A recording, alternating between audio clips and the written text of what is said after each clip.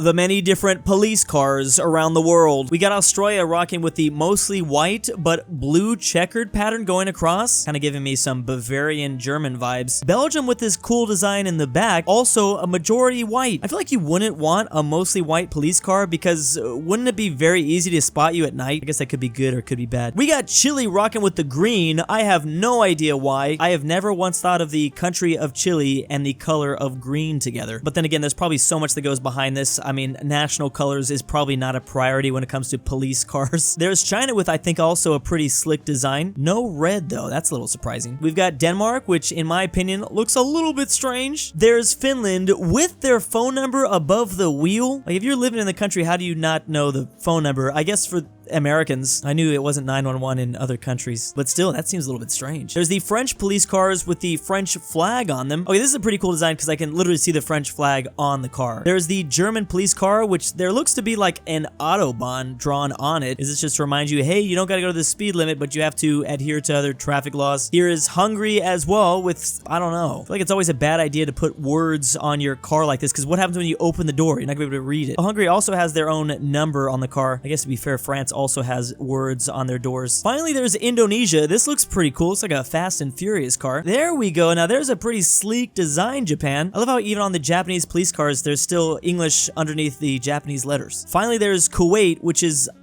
really bright. This is a lot brighter than I thought. So wait, is the US the only country that has black police cars? Okay, obviously our police cars are not entirely black, but I feel like it's mostly black. So let's keep in mind is this is just one depiction. I'm sure there are different outliers in each one of these countries. They probably don't always use these colors. Fun fact, I almost got ran over by this Spanish police car. I was on one of those scooters and this guy was just like zooming through the intersection. He probably thought to himself, stupid American. There's absolutely a policy in each one of these countries to explain why these designs are the way they are. There's probably too much information to get into right now though. And then depending on the subdivision or county each one of these police cars are coming out of in each country, they definitely have, I think, a little tweak to the design. For instance, here's Australia. I'm also sure that there are some black police cars in some of these countries too. Of course, there's also different police cars for different things. This is the one from Finland. Of course, they can't always use a sedan here. Imprisonment rates worldwide. Of course, unsurprisingly, the US very high up on the list. 664 people in prison for every 100,000 people. Compare that to Canada, which is only at 104. And then a lot of European countries, which are even further below that. Crazy to see the Nordic countries so low, especially when one of them doesn't even have gates around their prison. I think it's Finland. Yeah, they're literally called Finnish open prisons. They just keep this gate literally open. Gotta admit though, it definitely helps that Finland is literally frozen for most of the year. Like if you want to really walk out, be our guests, probably not gonna go well for you though. Belarus is actually the highest European country on the list, even beating out Russia that's only at 329. I say only because here in the US we still have both those countries beat by double. Looking for places that come even close to the United States, we have Turkmenistan at 522 and then Thailand at 445. Yet that still doesn't come anywhere close to the US at over 600. Besides Canada, there's definitely a theme out of the American continents.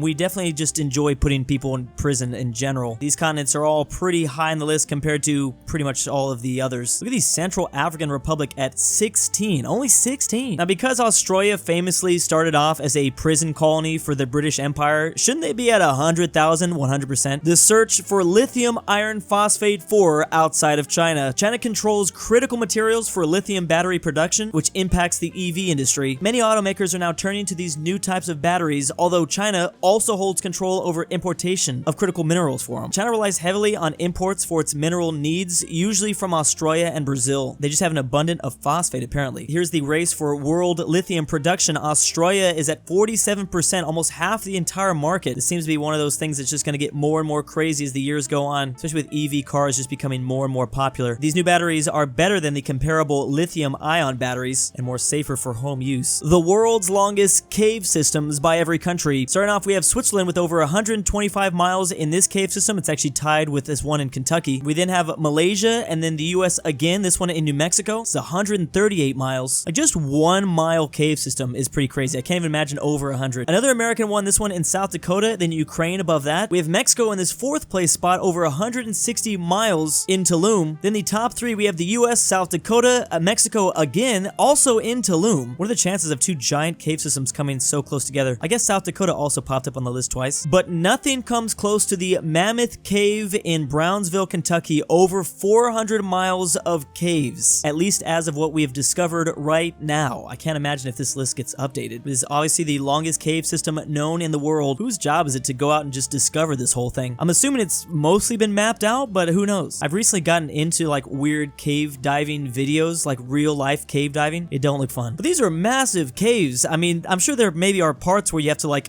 get in chest deep, but this looks like it was made by some sort of giant worm. It's also like waterfall. Okay, that's a little bit too freaky. I don't want to see water going into the cave, although I'm sure it definitely happens. I just want to know if we have fully mapped this out. Have we found any cave people yet? Mammoth Cave currently has been mapped to 426 miles, but that is what has currently been discovered. There might still be more. There's a lot of theories that there are. Crazy to see just how prominent caves are in North America. Tourism as a percentage of GDP. For reference, the tourism industry generates 2.9 of the US's entire GDP. So the higher the number we see here, the more crucial tourism is to the entire economy. Immediately what I see here is Portugal at 17%. I've known a lot of people that have gone to Portugal. Besides that, I'm not really sure of other big Portuguese industries. This is almost 1/5 of their entire GDP. Now in 2019, France was the most traveled country in the entire world, so you'd expect it to be some pretty big numbers. However, this is still only 8.4%. Technically speaking, the UK and Germany are more reliant on tourism. I didn't realize Germany had such high tourism rates. Is that all because of Oktoberfest? The Mediterranean nations, unsurprisingly, have higher rates of this. I mean, they probably just have a lot of tourism in general. These are some pretty nice summer getaways. Interesting that Ireland is only at 4.2%. I know they have a lot of tourism, but maybe they just have a lot of other money in other industries. Croatia at almost 1/4 of their entire GDP based on tourism. I'm assuming that's all because of those beaches. Fortunately, Bosnia got cut out of all that. Serbia at only 5.9%. Also Poland as well, under 5. I feel like this map either says two things. Either the country is a very popular destination for tourists, that, or sometimes there's just not a whole lot of other big industries going on. Iceland also at over 21%. Almost all these places on this list, though, are pretty reliant on tourism in general. Even if you have like just barely below 10%, that's still like billions or even trillions of dollars. They really just got to keep that tourism industry going. The deepest underground structures in the world. To start things off, we have underground laboratories. Why do we have underground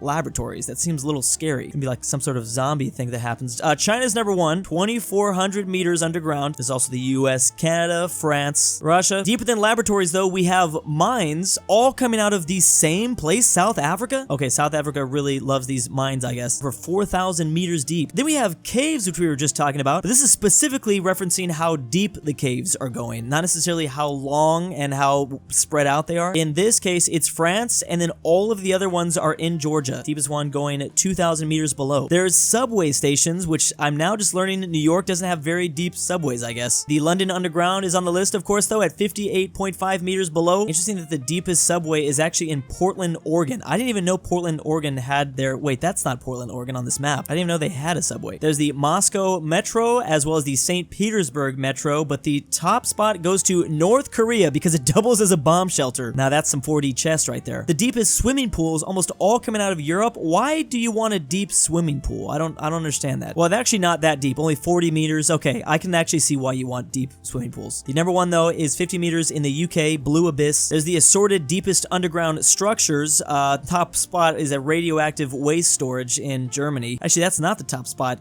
It's actually in the Swiss Alps, the railway tunnel. Oh, is this the tunnel going underneath the actual mountain range? That makes sense. And they've got China beat handedly, only at 2,000 meters. The rest actually haven't even gone that close. 500 for Finland, and then only 175 for France and Switzerland. Oh, the particle accelerator. Yeah, that's not concerning at all. You think they would come up with like a better name? Particle accelerator just sounds like something horrible is going to happen. I guess that deepest pool in the world hasn't technically been completed to 100% just yet in the UK, but it definitely looks like there's going to be some interesting experiments done there when that's finished. All the places where short-haul flights have been banned. So just recently, France has banned short-haul flights. They do have some pretty good trains over there, so I guess they can do that. We could literally never do this ever in the United States. A short-haul flight is defined as lasting anywhere from 30 minutes to 3 hours. Really? Anything under 3 3 hours? For reference, it takes about 3 hours to go from Los Angeles to Dallas, Texas. I can't imagine if the government just said, yeah, you can't do that anymore.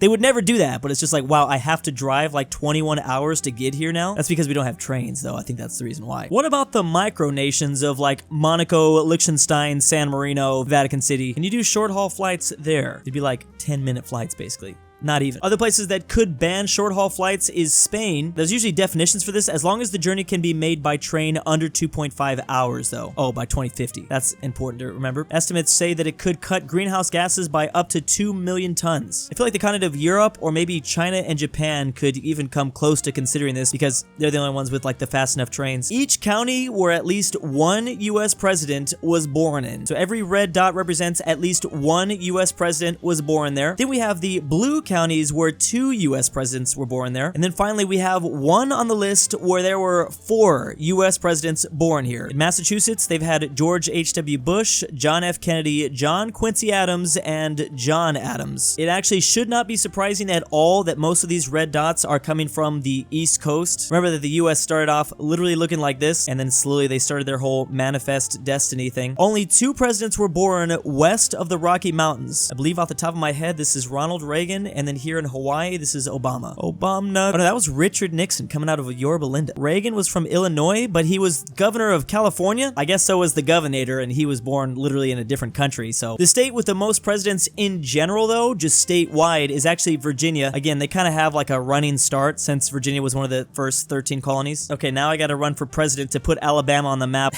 Alabama's way too close to the 13 colonies to not have at least one red dot. I need everyone to vote for me in like 10 or 20 years. Countries with the largest exports 1990 versus the present day. I'm always so fascinated looking at the economic situation 30 years ago. Of course, the US was still at number 1, but look at Germany here in 2nd place. Now, is this a unified Germany? I believe so because I don't see an East Germany anywhere here on this list down below. Technically, they did unify in 1990, but it was towards the later half of the year. Japan would have had that 2nd place spot, but Germany literally leapfrogged over them. Japan definitely had a very good time during the 1990s. If you go back, a lot of Americans were worried the way we are about China today, just about Japan in the 90s. They thought anime was single-handedly gonna pass us up. Then we have France, who's just barely above the UK, very close neck and neck. Then there's actually Italy in that 6th place spot. Wait, who is other? How is other on? I guess this is all the other nations combined that didn't make the graph. For nations like the Netherlands and Hong Kong being so small, man, they really packed a punch. Look at how far China is down below, and now let's look at 30 years later. They're actually number 1 in terms of global total export value. 3.6 trillion. It's crazy what 3 decades can do. The US is number 2 now, and Germany is in 3rd. Japan has fallen quite a bit, and actually other has taken that 4th place spot. Again, the UK and France neck and neck, but the UK has actually passed up France. Also, the Netherlands punching way above their weight, as they've pretty much always had in history. A lot of very small countries also doing great numbers. South Korea, Hong Kong, and Singapore. Italy's definitely dropped off. There's also Ireland, Canada, Switzerland, Russia, Mexico. Also comparing the color on the cube, that'll show you which continents these countries are coming out of. Obviously, in the top part, we've got a lot of European countries, but now here in the present day, we have a lot more coming out of Asia. Now, if only we could predict what's going to happen in the next 30 years, I feel like India is probably going to be the next one to leapfrog over a bunch of these countries. And big thanks to the patrons. I am the kidnapper. I oofed Drew since no one paid his ransom. This channel's now run by AI. Australia is real.